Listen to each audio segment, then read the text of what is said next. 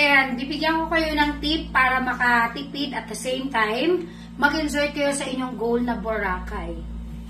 First, syempre may pagka. Dadala tayo ng cheese bread.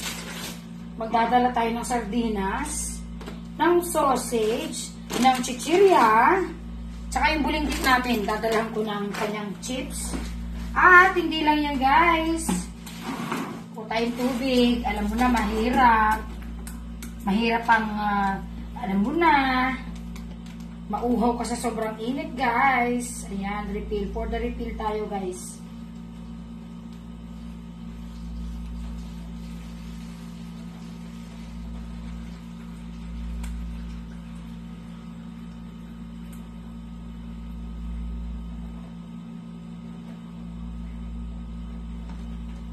So, ayan. Siyempre, hindi mawawala. Magdadala tayo ng 3 baso dahil 3 tayo. Ayan. So, guys, ito lang. Yun lang for today's video. Bye!